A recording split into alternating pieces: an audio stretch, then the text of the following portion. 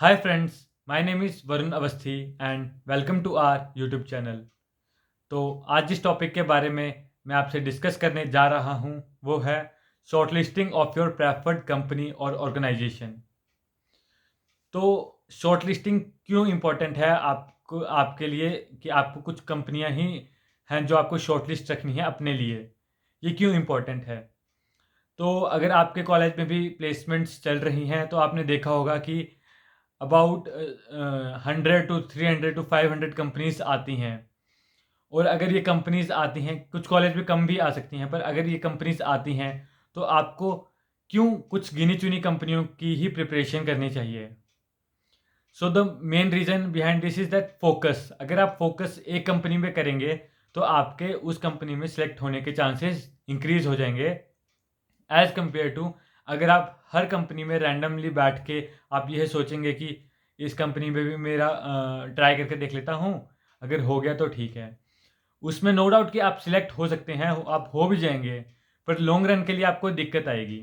दिक्कत आपको ये आ सकती है कि जो कंपनी से आपकी एक्सपेक्टेशंस होंगी वो कंपनी पूरी नहीं कर पाएगी। सो हमें कुछ कंपनीज, जैसे हर व्यक्ति को अपने बारे में पता होता है कि उसको क्या चाहिए, कंपनी से क्या एक्सपेक्टेशंस हैं उसकी, उसको क्या किस डोमेन में काम करना है। तो ऐसे ही कुछ की पॉइंट मैं लेके आया हूँ जिसके हिसाब से आप कंपनी को शॉर्टलिस्ट कर सकते हैं और देख सकते हैं ये कंपनी आपके लिए है या नहीं है। तो और अनदर रीज़न इज़ दैट कि अगर आप कुछ कंपनी में ही फोकस करेंगे तो उसमें आपका रिज़ल्ट अच्छा मिलेगा। अगर आप सभी कंपनीज़ में ट्राई करेंगे तो नो डाउट आप सिलेक्ट हो जाएंगे, पर आप खुश नहीं होंगे। तो how to select the company, company कैसे सिलेक्ट की जाए, या कोई ऑर्गेनाइजेशन जिसमें आपको काम करना है वो कैसे सिलेक्ट की जाए। तो कुछ पॉइंट्स हैं जिनके थ्रू आप इनको सिलेक्ट कर सकते हैं, कंपनी को देख सकते हैं कि आपकी रिक्वायरमेंट फुलफिल हो रही है या नहीं। जैसे कि पोजीशन क्या प्रोवाइड कर रही है कंपनी, या वो एसोसिएट इंजीनियर की है या वो ट्रेनी इंजीनियर की है। जॉब प्रोफाइल क्या है कंपनी की, डेवलपिंग की प्रोफाइल है, टेस्टिंग की प्रोफाइल है, या कोई अन्य प्रोफाइल है। डोमेन क्या है, कौन से सब्जेक्ट पे काम कर रही है कंपनी। जो आपको लैंग्वेज, अगर आपको पाइथन आती है और अगर आप जावा वाली कंपनी में बैठेंगे तो उसका कोई फ़ायदा नहीं है। अगर आप सिलेक्ट हो भी गए तो भी आपको फिर से आपको दोबारा मेहनत करनी पड़ेगी। आपने पाइथन पढ़ी होगी, फिर आपको दोबारा जावा पढ़नी पड़ेगी, आपको दोबारा उस फील्ड में मेहनत करनी पड़ेगी और आप खुश नहीं रहेंगे। तो डोमेन जो है वो भी एक इम्पॉर्टेंट रोल प्ले करता है अगर आपको कोई कंपनी सेलेक्ट करनी है अपने लिए। मीन्स अगर आपको पाइथन में काम करते हैं आप, तो आप उसी कंपनी को सिलेक्ट करें जिसमें आपको मतलब पाइथन में जो कंपनी वर्क करती हो।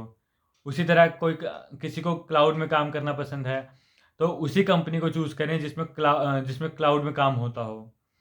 साथ ही साथ लोकेशन भी एक इम्पॉर्टेंट फैक्टर है, क्योंकि कई बार मैंने देखा है कि कुछ बच्चे होते हैं, उनको जैसे नॉर्थ के जो स्टूडेंट्स हैं वो नॉर्थ में ही रहना प्रेफर करते हैं, जो साउथ के हैं वो साउथ में ही रहना प्रेफर करते हैं। तो लोकेशन से भी आप एक फैक्टर उठा सकते हैं कि अगर आपको लोकेशन, बाई चांस आप रहते हैं चंडीगढ़ में, आपको वर्क करना है नोएडा या गुरुग्राम में, पर आपको कंपनी जिस पे आप अप्लाई कर रहे हैं वो है चेन्नई की, तो यह भी एक इम्पॉर्टेंट फैक्टर है।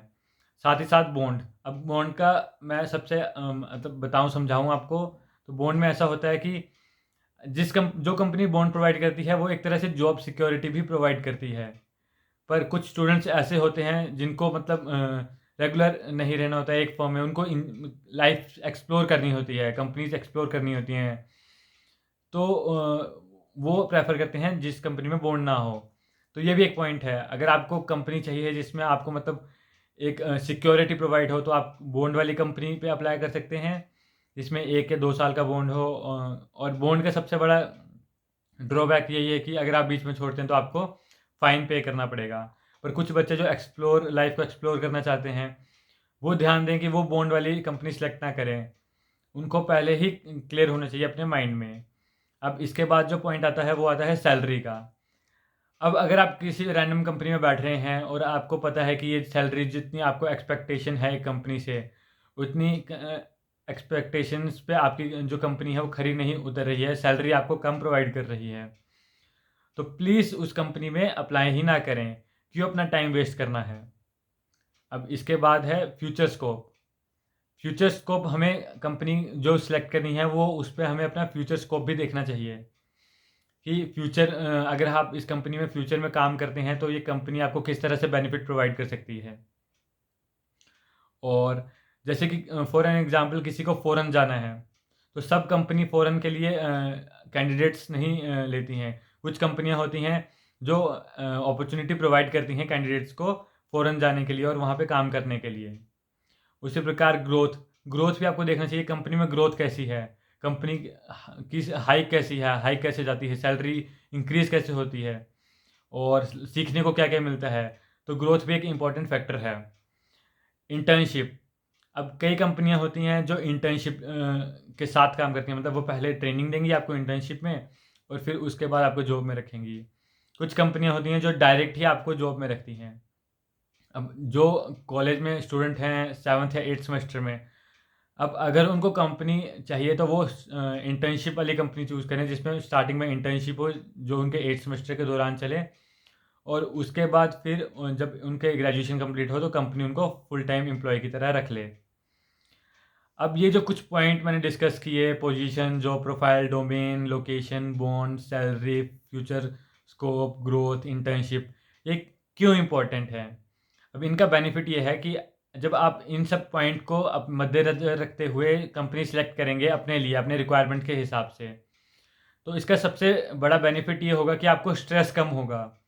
आपको ये स्ट्रेस नहीं होगा कि आपको 10 कंपनी का एग्ज़ाम देना है, 10 कंपनी के प्रोसेस पे बैठना है, क्योंकि एज़ पर एक प्रोसेस जो होता है कंपनी का उसमें 4 to 5 राउंड्स होते हैं और 1 डे एक राउंड लेता है।